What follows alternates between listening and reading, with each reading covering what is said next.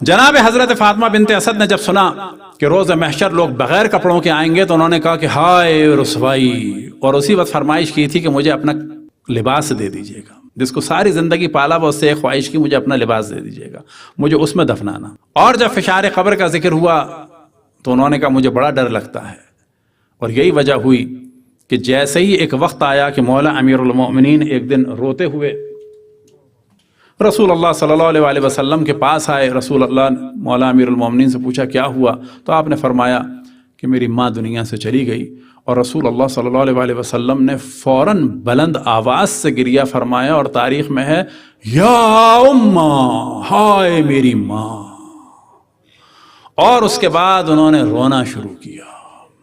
اب انہیں یاد آ گیا ہوگا کہ ایک وہ وقت بھی تھا کہ جب جناب حضرت خدیجہ دنیا سے رخصت ہوئیں اور رسول اللہ ٹوٹ کے رہ گئے تھے، جب جناب حضرت ابو طالب دنیا سے رخصت ہوئے تو رسول اللہ تنہا رہ گئے تھے، اور انہی لوگوں کے بعد اتنا زندگی اتنی سخت ہو چکی تھی کہ مکے میں رہ نہیں پا رہے تھے۔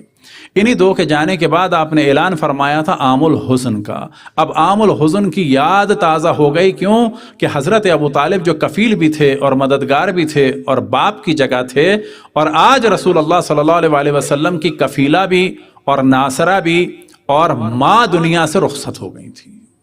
اجرکم اللہ۔ لہٰذا ان کی نماز جنازہ شان سے ہوئی کہ جس میں 40 تکبیریں پڑھی اشرف الانبیاء نے، اپنے لباس سے کفن دیا، اور اس سے پہلے کہ قبر میں اتارتے جناب حضرت فاطمہ بنت اسد کو، ابھی جنازہ باہر ہے، قبر میں اترے اور لیٹے اور کچھ ذکر کیا، اور پھر اس کے بعد اپنے ہاتھ سے جناب حضرت فاطمہ بنت اسد کو قبر میں اتارا، اور اتارنے کے بعد تلقین کی اور سوال کیا کہ اے میری ماں، جو کچھ میں نے وعدہ کیا تھا وہ آپ نے پایا؟ تو انہوں نے جواب دیا کہ ہاں، جو تم نے وعدہ کیا تھا وہ سب حق تھا، سب میں نے دیکھ لیا۔ اور پھر بیان ہوا کہ اللہ کی وحدانیت، اشرف الانبیاء کی نبوت، اور قبر ہی میں اپنے بیٹے مولا امیر المؤمنین کی ولایت کا بھی ذکر کیا۔ اجرکم اللہ۔ آج رسول اللہ نے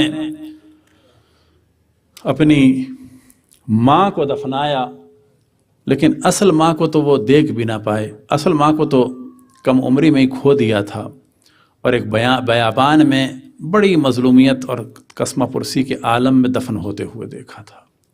سہم سے گئے ہوں گے کہ جب 4 سے 5 سال کی عمر ہے اور ماں کو دفنایا جا رہا ہے ایک بیابان میں، اور پھر بیابان کو ترک کر کے آ رہے ہیں۔ اجرکم اللہ۔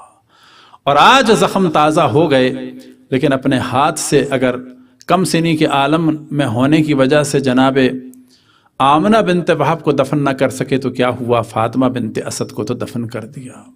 لیکن آج ایک عجب عالم ہے، اشرف الانبیاء گریہ فرما رہے ہیں، ہم انہیں تسلی نہیں دے سکتے، لیکن کیا کریں، تسلی کے لیے ایک جملہ کہہ سکتے ہیں کہ مولا آپ دفنا رہے ہیں اپنی کفیلہ کو،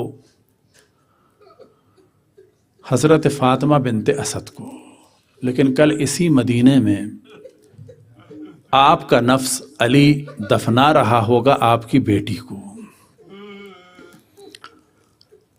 آپ گریہ کر رہے ہیں جبکہ فاطمہ بنت اسد کی پسلیاں نہیں ٹوٹیں، تو تصور کریں کہ جب علی دفنا رہے ہوں گے فاطمہ کو تو علی پہ کیا گزرے گی۔ ہاں مومنو، جناب سیدہ کا غم وہ غم ہے کہ جو تمام غموں پر غالب ہے۔ اجرکم اللہ۔ ایک وقت آیا کہ مولا امیر المؤمنین قبر میں اتارنا چاہتے تھے جناب سیدہ کو، تو روایتوں میں نقل ہوا کہ 2 ہاتھ نمودار ہوئے۔ یہ ہاتھ کس کے تھے؟ رسول اللہ کے۔